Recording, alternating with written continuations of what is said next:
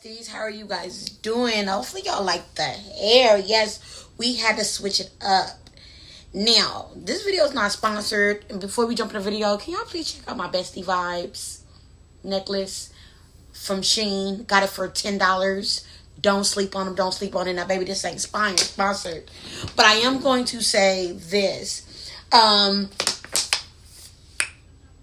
This video is all about knowing when is the right time to let go and why is letting go so hard. These are things that I have been honestly battling with for some time now. When I say I've been battling with letting go, it's crazy because when you think about letting go, you instantly think about letting go bad things and bad people and people that bring you stress and harm, right? We necessarily don't think of people that are good for us, people that has been in our life, people that are an asset, right? But what about if sometimes the good people in your life is holding you back or crippling you or stopping you literally from going to the next level? What do you do? And I have been honestly like really juggling with this with my in my mind. We talking about the last week. Like, baby, it's been challenging to say the very least. I've been noticing after my father passed away, I went through this little thing where I literally decided to just let people go. But that's not necessarily people that I wanted to leave, but just wanted to leave, that I was so tired of holding on to them. You ever had those people that no matter how much you want them in your life, they literally insist that they don't want to be there, and you find yourself waiting and trying to be patient and things of that sort when you could just let go? And I did that. I deactivated my Facebook and I deactivated from the world, and I had a chance to really sit by myself. And it's nothing like when you let people go that you feel that is a major part of your life, and you go through this thing of frustration and confusion, and it's literally like going through the 10 stages of grief, for real, because you're so used to these people being a part of your life. It's a bit literally of a comfort. And when you have to let go, that's hard. Because you're telling me that I have to let go something that makes me feel so good. But I want you to put it like this. I love me a good Dr. Pepper. Even though Dr. Pepper made me feel good, even though I craved it, even though Dr. Pepper quenched my thirst, babies. And I felt like Dr. Pepper was good for me. I realized just because I thought it was good for me and it was making me feel all the right ways in longevity, I knew that it wasn't good for me. You understand what I'm saying? Some of y'all like Twinkies. You know, Twinkie is good. Twinkie make you feel good. Twinkie make your heart go wee, wee, wee. But if you keep eating that Twinkie, you're going to look like a Twinkie. Amen? So, just because something feel good and look good doesn't mean it's good for you. And that's what I am learning. Okay, I got a confession. I have this thing where, and I don't know if you guys are like this, but I have this thing where I don't like getting close to too many people because of, my mom made it very clear there's seasons in your life. There's seasons where, people are supposed to be in your life, and there's seasons where, just like seasons, they change, and then, it comes back around and blah, blah, blah. And I ain't gonna lie to you. I'm gonna be completely honest with you. I am that clingy friend. I am that person. If I love you lots. I'm that person. If I love you a lot and you hurt my feelings or you betray me anyway, it's really hard for me to go back to where we were, because I hold people I love to such a high standard. I got so desperate that, and I don't know if you guys can relate to this, I got so desperate to wanting to be loved by people that I loved that I found myself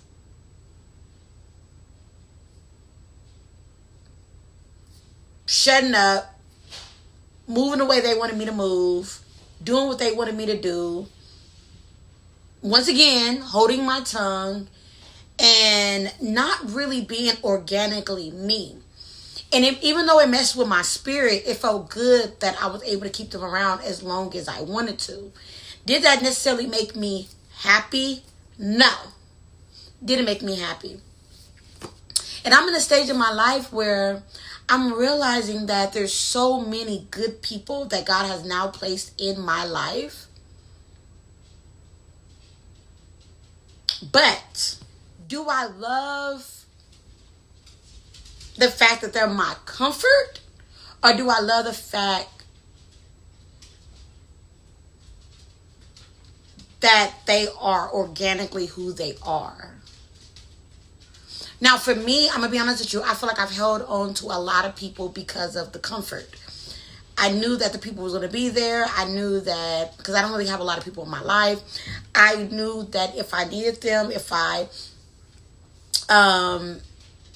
leaned on them, they would be there. And it's so crazy because it got to the point where I feel like a couple of these people knew so much of my secrets and things of that sort. Like, you don't want to make people like that even mad or upset, because you don't want these people, you don't want these people to just sit there and run and tell that. If you get it, you get it.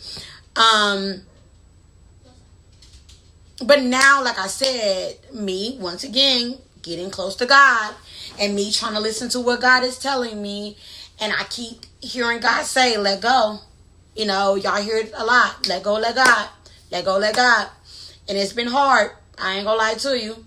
Because you telling me I gotta let go of somebody who I love. You telling me I gotta let go of somebody that been there for me. You telling me I gotta let go of somebody that I want in my corner. You telling me that I got to sit there and turn my back on somebody that has always been there for me. But then what they say, if it smell like a duck and quack like a duck, it must be a duck. Sometimes if it smell like a duck and quack like a duck, sometimes it's a chicken trying to be a duck.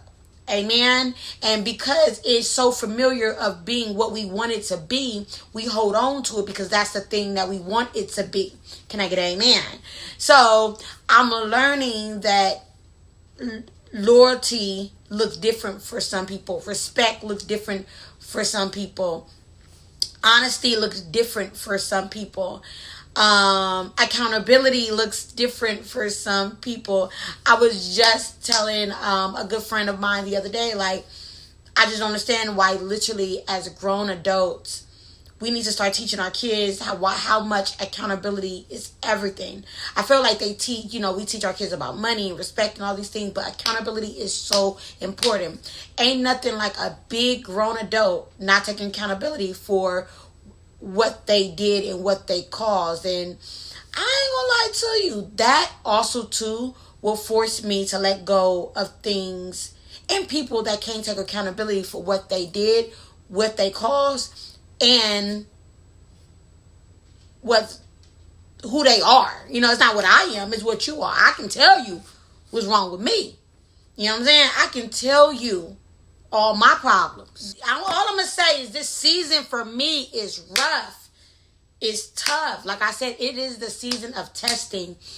And ain't nothing like when you're being tested with some of your most loyal soldiers around you, the people that you trust and you love the most.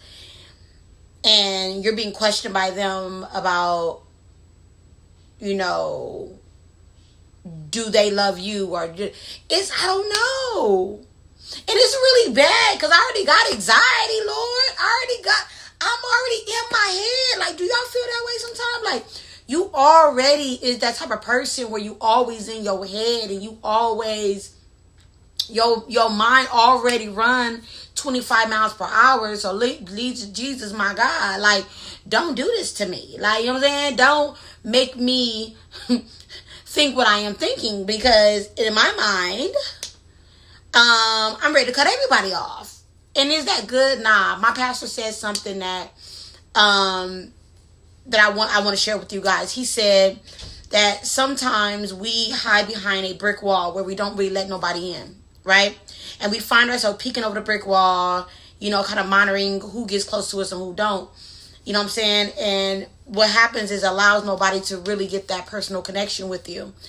He says we need to get rid of the brick wall and build a fence. That way you can open the door to the fence and communicate with people and vibe with people and socialize with people when need be. That way when you need to get back in your space and people start acting weird and shady and bringing all that mess to your front door, you can close back that door. And I thought in my mind that was a great way. The pastor also said that sometimes you can shut the door on people that do need to be in your life or too early. And it's so crazy. I was thinking about that too. And it's like sometimes like when I do close the door on people, whatever, sometimes I close the door with like no closure, no nothing. But it's so crazy. I remember I asked a good friend of mine, like, what do you do when you like let somebody go and things like that? She was like, girl, I close them all. I shut the door with no warning, no blah, blah, blah. I'm that person where I feel like I got to explain to you why I'm doing it. So that way you not confused about my actions. And recently, I have a really good friend. I was able to write them a nice little letter, a text message of exactly how I'm feeling. And it's so crazy. I sent them this message about a week and 3 days ago, and I still haven't gotten no response. And this crazy part about this particular person is this person means the world to me. And I'm thinking to me, because I thought about maybe calling this person up or texting this person, and I'm thinking to myself, why do I feel like I need to keep chasing? Why do I have to? Why do you have to be the person that always have to do the chasing? I want somebody to chase me. Like I want somebody to put their running shoes and chase me.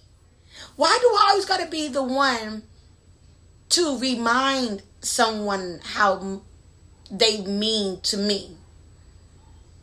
When it comes to relationships, friendships, relationships, I feel like it should be organic. Organic means I be loyal to you, you be loyal to me. That means if you're not in the room, I'm not going to speak about you.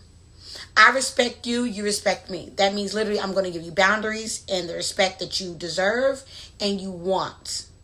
I'm going to be accountable for my actions. That means if I mess up, I'm going to take accountability with it with no but or ... Can I get an amen? A lot of times people want to say, I did this, but this is why. No, sometimes all I want to hear is, I'm sorry, and let's move on, and let's go eat, and be kumbaya, and move on. It's crazy because it's like, I feel like forever doesn't exist, right? Like forever doesn't exist unless, you're walking with Christ and, your spirit goes on forever, right? Even after, you're no longer here. I feel like for me, letting go is something that I guess I'm used to doing. And for me, it's just to protect myself. And I know in the season that I'm in with God, I know that I have to release and I know I have to let go. And sometimes letting go has nothing to do with letting go people. Sometimes letting go means letting go the stress, the anger, the anxiety, the animosity, the BS that you are dragging along with you every single day. And you're trying your best to figure out what is what and what is not. And it's hard and it's complicated and it's frustrating. And while you're going through this, while you're letting go of things in your life, you find yourself letting go of people that don't match with the new life that you're trying to walk. And that is the problem that I'm having. How do I walk the life that I want to live and be stress-free and live in this peace and be great and try to walk in the direction with God when I have people around me that are making me go back to what I don't want to be, and I don't, is not familiar to me, and I don't like about myself. That is the part that I am struggling with more than anything. In the journey that I'm going in, I'm trying to keep moving forward, but I'm noticing people are grabbing me by my wig and dragging me back. Like I get so emotional about it because it's like, as you change and as you are literally just trying to put one foot in front of the other, it's going to be hard. It is, best friend, when I tell you when I tell you it's going to be hard, it ain't nothing like, no matter how much the Dr. Pepper or the Mo-Os make you feel like you literally, every time you go to that liquor store, you want it, you look at it, you miss it, but you know you got to get the water next to it. You know you got to probably get the cookie instead of the ho-ho. You got to pick up the banana, then the ho-ho. These are things that make you feel better. These are things that you know it's going to be better for you long term. It's not that you don't love the Dr. Pepper. It's not like you don't love or don't miss the ho-ho. You just know that you have to distance yourself with this, or because if you stay on that path, the path may be deadly. And not deadly just to yourself, but to the person that's on the other side, to your life, to the people that's around you, to your community, to your growth. So you literally have to look at yourself in the mirror and say, what do I do? Do I choose the thing that always makes me feel good because that's my comfort? Or do I literally go out the hard way knowing that I no longer have this thing that makes me feel so comfortable about life in situations of my life that literally I am going to release it and just see how it makes me feel. When I started giving up sodas or whatever, I started drinking sparkling water. I ain't gonna lie, I never would drink sparkling water. Never. I drank it one time, it was nasty, never tried it again. So then everybody was like, well, try sparkling water. So I tried sparkling water, and oh my God, sparkling water made me feel so much better. Sparkling water is so good. And the reason why I went in that direction is because I had to leave behind. I had to let go the Dr. Pepper. Even though I loved it so much, I had to let it go. And I had to figure out something else that made me happy in my mind, body, and spirit. And that was the sparkling water. And some of you guys literally need to learn to let go of that person that is so much of your comfort and so much of that thing that you feel like you need it more than you want it. And they, you know what I'm saying? And pick up something that you know is going to be better for you long term. Mentally, spiritual, emotionally.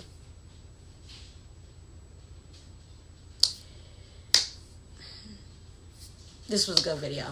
I'm happy I did it. If y'all haven't liked, comment, subscribe to my video, make sure y'all do that today. Make sure y'all tell a friend that your best friend said, join the family. Saving you.